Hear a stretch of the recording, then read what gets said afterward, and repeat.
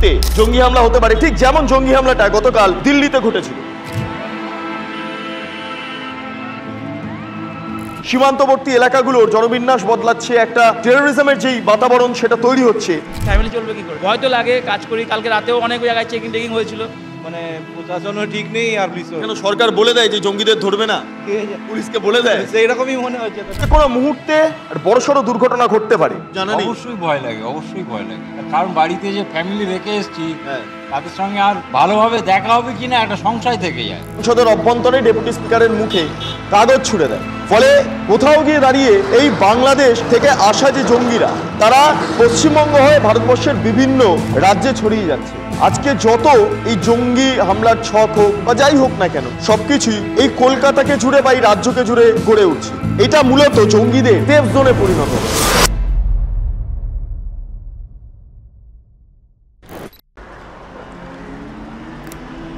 Kolkata metro railway থেকে এই মুহূর্তে আমি পার্ক স্ট্রিটে নামলাম।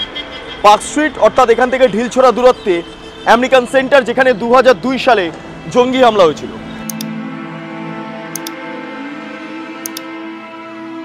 হ্যাঁ, মেট্রোতে উঠলাম, মেট্রো করে এলাম। আমি জানিও না যে বাড়ি ফিরতে পারবো কিনা ঠিকঠাকভাবে, তার কারণ যে কোনো মুহূর্তে জঙ্গি হামলা হতে পারে, ঠিক যেমন জঙ্গি হামলাটা গতকাল দিল্লিতে ঘটেছিল।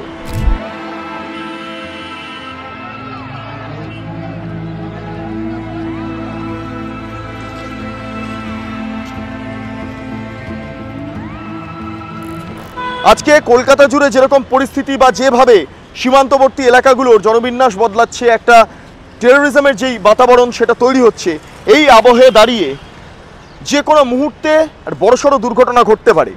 মেট্রোর ভেতরে ঘটতে পারে, সেটা বাসের ভেতরে ঘটতে পারে, রাস্তায় ঘটতে পারে, শপিং মলে ঘটতে পারে, পার্কিং লটে ঘটতে পারে, বিভিন্ন জায়গায় ঘটতে পারে। ঠিক যেভাবে ঘটেছিল 2002 সালে।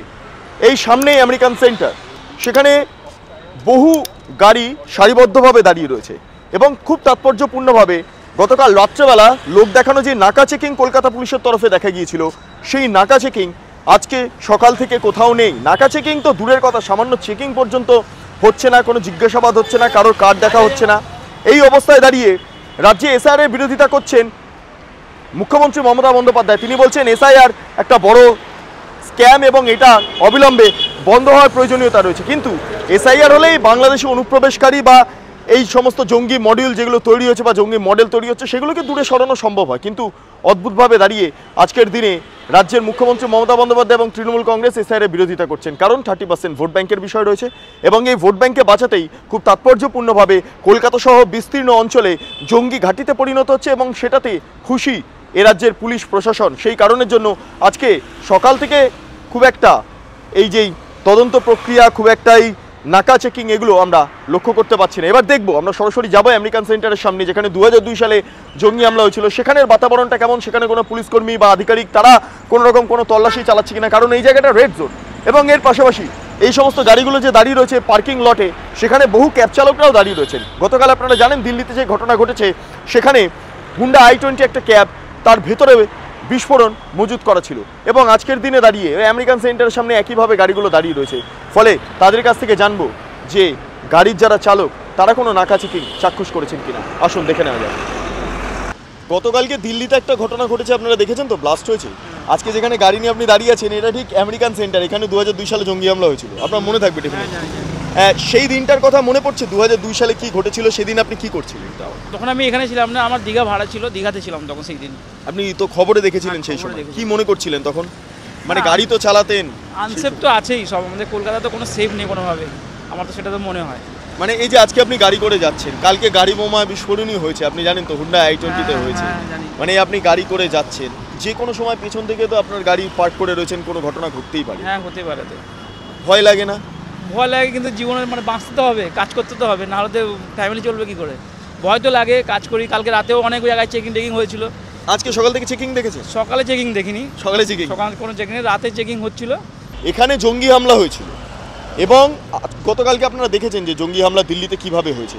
আজকে কলকাতার বিভিন্ন জায়গায় যারা অবস্থা দেখছেন, কি মনে করছেন যে কলকাতা সেফ? अभी देखिए बिहार में इलेक्शन चल रहा है, यही सब को लेके हो सकता है कि हुआ हो। सेफ तो नहीं है, सरकार को इस पे संज्ञान एकदम ज़रूरी है लेना। जल्द से जल्द संज्ञान ले, जांच करवाए, क्यों हुआ, काहे हुआ। কলকাতার যেই জায়গাগুলো আজকে আপনারা যাচ্ছেন বা ঘুরছেন, কোথাও দেখতে পাচ্ছেন পুলিশের নিরাপত্তা, পুলিশি নিরাপত্তা দেখছেন কোথাও? সার্চ ফার্চ করেছে আপনাদের কোথাও? नहीं, अभी तक तो हम लोग देखे नहीं हैं। कल से हम लोग आए, हम लोग तो धनबाद में रहते हैं, हाँ, रेलवे में जॉब करते हैं, लेकिन आए हैं यहाँ घूमने। रेलवे में जॉब करते हैं? जी जी, रेलवे में कोई सिक्योरिटी सिस्टम है अभी बहुत लापरवाही है रेलवे में? जी, क्यों बहुत क्यों कैसा लापरवाही कैसा है?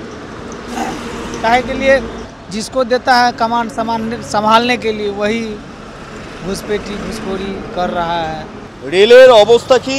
আপনি রেল কর্মী একজন, রেল কর্মী স্বয়ং বলছেন রেলের কি অবস্থা। একটু আপনার কাছেই যাব, যে 2002-তে এখানে জঙ্গি হামলা হয়েছে, আজকে কলকাতায় ঘুরছেন আপনারা, কোথাও গিয়ে ভয় লাগছে? গতকাল দিল্লিতে যে ঘটনা ঘটলো তারপরে কলকাতায় ঘুরতে আজকে? हाँ, इसमें सरकार को संज्ञान लेना चाहिए कि कैसे ये घटना घटा, बार बार यानी कि ऐसा घटना हो रहा है। तो इसमें तो प्रशासन की लापरवाही की वजह से ऐसा हो रहा है। प्रशासन को पूरा एक्टिव रहना चाहिए कि ऐसा क्या हो रहा है। Thank you. একের পর এক আশঙ্কা দানা বাজছে গোটা কলকাতা জুড়ে। এটা ভয় দেখানোর কারণ নয়, এটা হচ্ছে সজাগ হওয়ার সময়, এটা ভয় পাওয়ার সময় নয়। এই আমেরিকান সেন্টারে 2022 সালে যখন জঙ্গি হামলা হয়েছিল, তখন সেই মুহূর্তে দাঁড়িয়ে যে অনুপ্রবেশের বিষয়টা, সেটা নিয়ে নানা প্রশ্ন উঠছিল। মনে করবেন আপনারা 2002-এর ঠিক পরবর্তী সময় 2005 সালে তৎকালীন বিরোধী নেত্রী মমতা বন্দ্যোপাধ্যায় তিনি স্বয়ং এই অনুপ্রবেশ শিশুকে কেন্দ্র করে ডেপুটি স্পিকারের মুখে, সংসদের অভ্যন্তরে ডেপুটি স্পিকারের মুখে কাগজ ছুড়ে দেন। ফলে কোথাও গিয়ে দাঁড়িয়ে এই বাংলাদেশ থেকে আসা যে জঙ্গিরা, তারা পশ্চিমবঙ্গ হয়ে ভারতবর্ষের বিভিন্ন রাজ্যে ছড়িয়ে যাচ্ছে। এবং এই চত্বরে আজকে যত এই জঙ্গি হামলার ছক হোক বা যাই হোক না কেন, সব কিছুই এই কলকাতাকে জুড়ে বা এই রাজ্যকে জুড়ে গড়ে উঠছে। এটা মূলত জঙ্গিদের সেফ জোনে পরিণত হচ্ছে। প্রচুর মানুষজন তারা এখান থেকে যাতায়াত করেন, তারা অনেকটা আশঙ্কায় থাকেন, কারণ বিভিন্ন জায়গায় যে ঘটনা ঘটছে সেই ঘটনা পরিপ্রেক্ষিতে দিলে অনেকে আশঙ্কায় ভুগছেন। আমি যদি পরপর দেখি, গোটাই আমেরিকান সেন্টারের ঠিক সামনের জায়গাটাতে একদম পুরো দাঁড়িয়ে আছি এই চত্বরে, কোথাও গিয়ে পুলিশি নিরাপত্তা বা পুলিশি টহলদারি আমার নজরে পড়ছে না। একটা পুলিশের গাড়িও এতক্ষণ ধরে চাক্ষুষ করতে পারলাম না। রেড ফোর্টে যে ঘটনা ঘটেছে আপনারা জানেন, সেটা একটা ভয়ঙ্কর একটা সিকিউরিটি জোন ছিল, কিন্তু সেখানেও এই ঘটনা ঘটলো।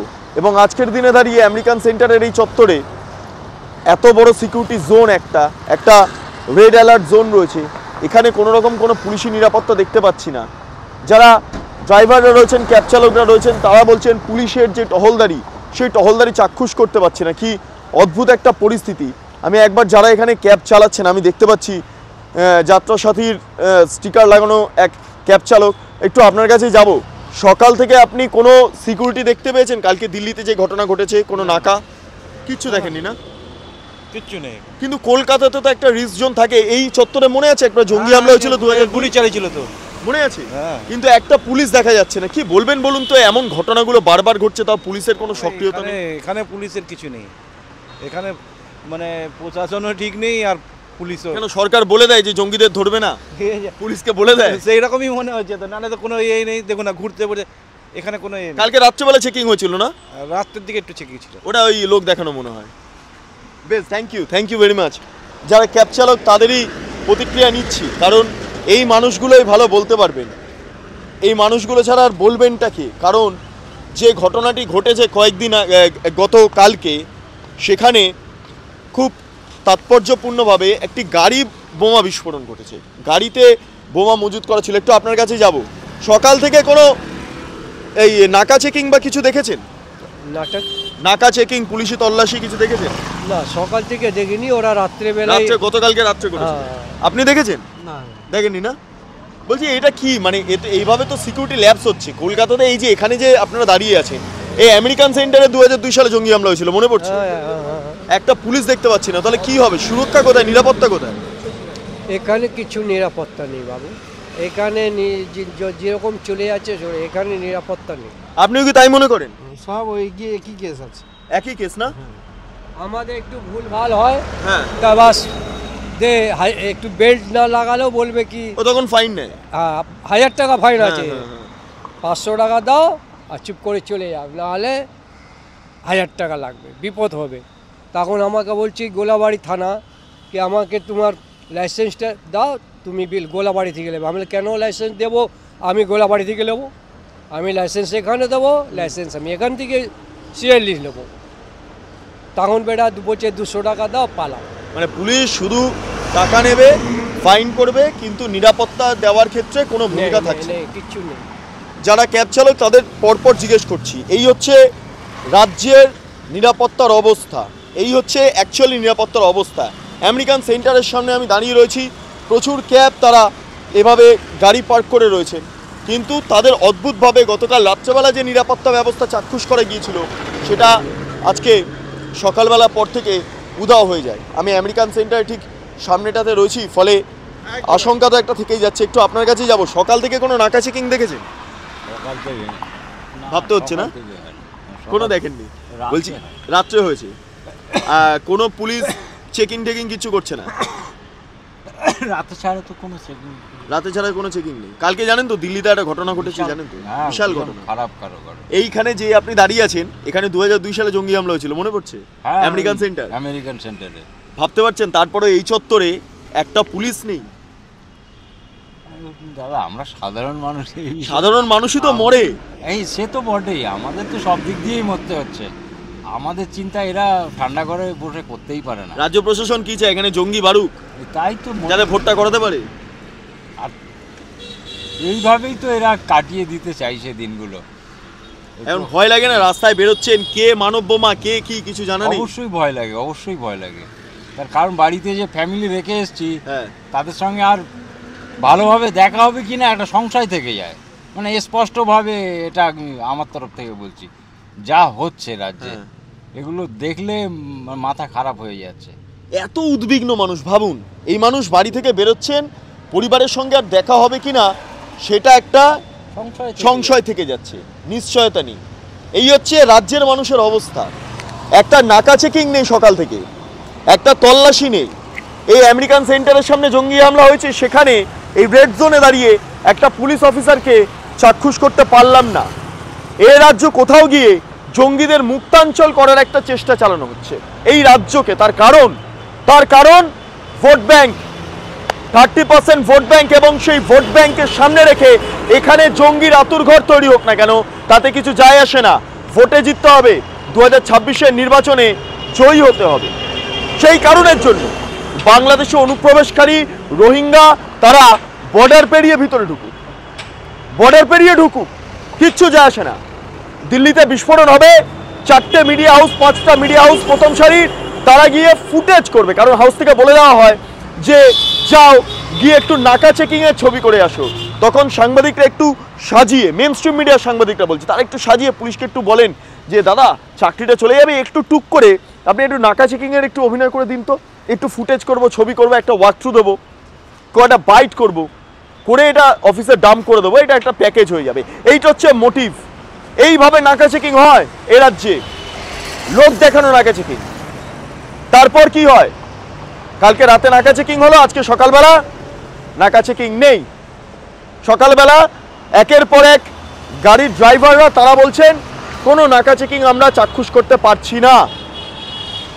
এখানে খাদ্যঘর কাণ্ড হয়, এখানে অন্যান্য বিভিন্ন জঙ্গি কার্যকলাপ হয়, এই চত্বর দিয়ে বিদেশি জঙ্গিরা তারা ধরা পড়ে, পাকিস্তানিরা ধরা পড়ে, বাংলাদেশি উগ্রপন্থীরা ধরা পড়ে, মৌলবাদী যারা টেরোরিস্ট জিহাদি তারা ধরা পড়ে, এবং তারপরও পশ্চিমবঙ্গকে মুক্তাঞ্চল করে রাখার জন্য এ রাজ্য শাসন ক্ষমতা যার হাতে রয়েছে তৃণমূল কংগ্রেস, তারা খুব তাৎপর্যপূর্ণভাবে তাদেরকে বাঁচিয়ে রাখার, তাদেরকে সেভ করে রাখার একটা প্রচেষ্টা চালায় এই কারণের জন্য, কারণ ভোট ব্যাংক, ভোটে জিততে হবে।